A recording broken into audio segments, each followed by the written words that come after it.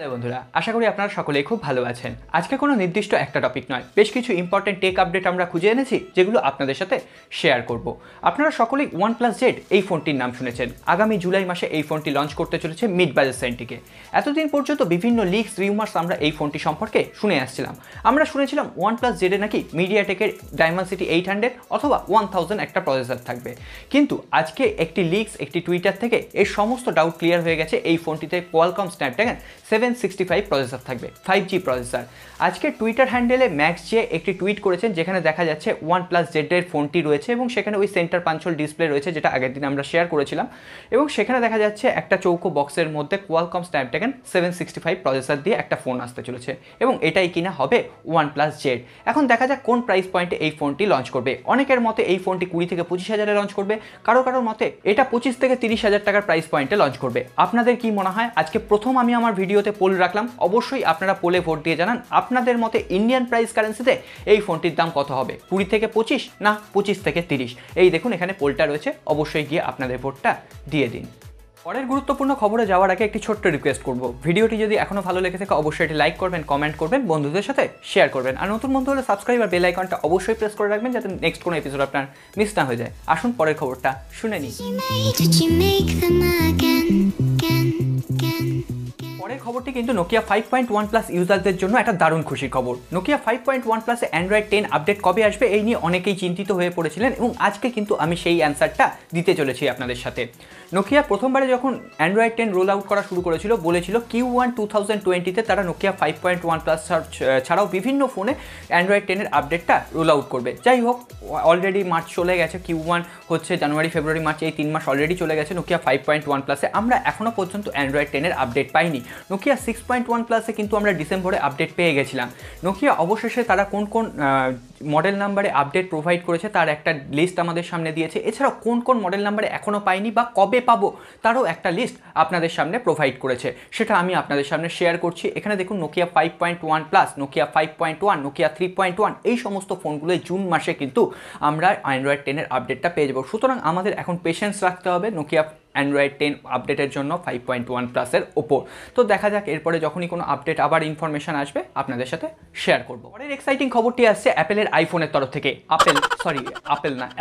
Apple আমরা কিনতে পারি বা না পারি, অ্যাপেলের যখন নতুন কোনো ডিভাইস লঞ্চ করে আমাদের কিন্তু স্বাভাবিকভাবেই ওই দিকে দৃষ্টি চলে যায়। কি তাতে নতুন টেকনোলজি থাকলো, কেমন হলো, কোন প্রাইস পয়েন্টে এলো, এই সমস্ত খোঁজ খবর আমরা রাখি। আদৌ আমরা অ্যাপেলের ফোন হয়তো কিনবই না, বা কিনলেও হয়তো সকলেরই একটা স্বপ্ন থাকে একটা মিড বাজেটে অ্যাপেলের ফোন আমরা ইউজ করব। আমরা দেখেছিলাম অ্যাপেল 11 যখন লঞ্চ করেছিল ইন্ডিয়ার বাজারে তার বেস ভ্যারিয়েন্টের দাম রাখা হয়েছিল 64,900 টাকার আশেপাশে। আজকে জন প্রসেসর একটা নতুন টুইটার হ্যান্ডেল থেকে আমরা কিন্তু এই খবরটা পেয়েছি যে আইফোন 12-এর দাম কিন্তু অনেকটাই কম হবে। যেটা আইফোন 11-এ 64,900, সেটা আইফোন 12-এর বেস ভ্যারিয়েন্ট অর্থাৎ 5.4 ইঞ্চির যে স্ক্রিন আইফোন 12-এর ওই মডেলটার দাম এখানে হতে পারে ইন্ডিয়ার প্রাইস কারেন্সিতে 49,000 টাকার আশেপাশে। তবে হ্যাঁ, আমরা ইউএসএতে যেটা দেখেছিলাম যে $300 পাশাপাশি আইফোন এসি লঞ্চ করেছিল 2020, সেটা ভারতবর্ষের বাজারে 30,000 টাকার দাম হওয়ার কথা ছিল, আমরা ভারতবর্ষের বাজারে পেয়েছিলাম 42,500 টাকায়। সুতরাং ইউএসএতে 50,000 টাকার আশেপাশে লঞ্চ করলে ভারতবর্ষের বাজারে হয়তো ওটা 60-62 টাকার আশেপাশে চলে যেতে পারে।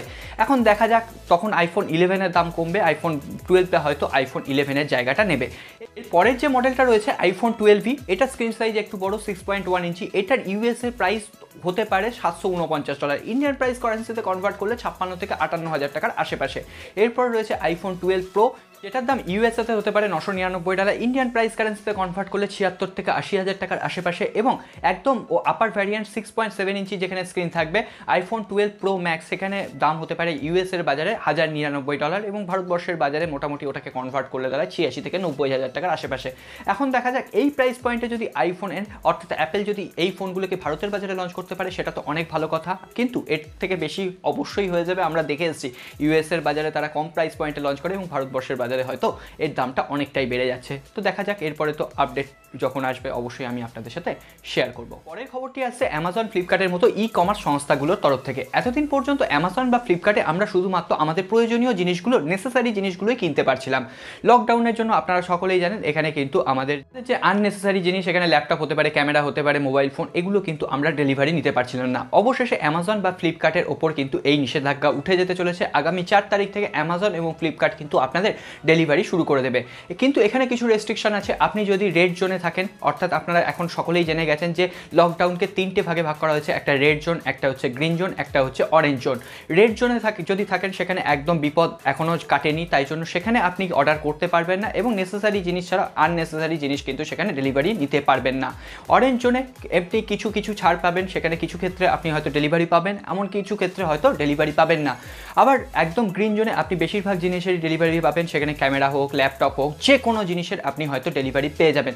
তবে হ্যাঁ, কিছু ক্ষেত্রে হয়তো আপনার লোকেশন ভিত্তিক এটা নির্ভর করবে। আপনি যদি একদম প্রত্যন্ত গ্রামে থাকেন সেখানে হয়তো ডেলিভারি পেতে বেশ কিছুটা লেট হবে, বা আপনি যদি মেন সিটিগুলোয় থাকেন হয়তো ডেলিভারি একটু তাড়াতাড়ি পেয়ে যাবেন। এখন দেখা যাক 3 তারিখ বা 4 তারিখে আর নতুন করে কোনো আপডেট আসে কিনা, অবশ্যই আমি আপনাদের সাথে শেয়ার করব। দেখেছেন আবার আপনারা একই ভুল করে ফেলেছেন, ভিডিওটা কিন্তু দেখুন এখনও লাইক করেননি, কী করে জানলাম? অবশ্যই গিয়ে লাইক করে দিন, আর সাবস্ক্রাইব না করে থাকলে অবশ্যই সাবস্ক্রাইব করে বেল আইকনটা প্রেস করে দিন। পরের খবরটি আসছে ওপোর তরফ থেকে। ওপো লঞ্চ করতে চলেছে ওপো A92 ফোনটি। এটা অফলাইন মার্কেটেও অ্যাভেলেবেল হবে, সুতরাং এর প্রাইস পয়েন্টটা যথেষ্ট হয়। এখানে কোয়ালকম স্ন্যাপড্রাগন 665 প্রসেসর ইউজ করা হয়েছে এবং এই ফোনটি লঞ্চ করবে 22,900 টাকার ইন্ডিয়ান প্রাইস কারেন্সিতে, এবং বেস ভ্যারিয়েন্ট রাখা হয়েছে 8GB র্যাম ভ্যারিয়েন্টের সাথে 128GB ইন্টারনাল মেমোরি।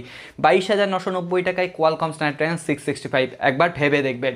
এছাড়াও এখানে কোয়াড ক্যামেরা সেটআপ থাকছে, 48 মেগাপিক্সেলের প্রাইমারি ক্যামেরা, 8 মেগাপিক্সেলের ওয়াইড অ্যাপারচার লেন্স, আর বাকি যে দুটো হচ্ছে একটা ডেথ মোড ক্রিয়েট করার জন্য, একটা হচ্ছে পোর্ট্রেট লেন্স। এছাড়াও আপনি সেলফি তুলতে ভালোবাসলে আপনার জন্য থাকবে 16 মেগাপিক্সেলের একটি সেলফি ক্যামেরা, 5 হোল ডিসপ্লে থাকছে, পলিকার্বনেট বডি থাকছে। এই ফোনটিকে নিয়ে যদি জানতে আরও ইন্টারেস্টেড হন, আই বাটনে লিঙ্ক দিলাম, অবশ্যই একবার ভিডিওটা দেখে নেবেন। আমার মনে হয় না আপনারা কেউই ওই ভিডিওটা দেখার জন্য ইন্টারেস্টেড হবেন, একটা ভিউজ হতো, সেটা হবে না, যাই হোক কিছু করার নেই।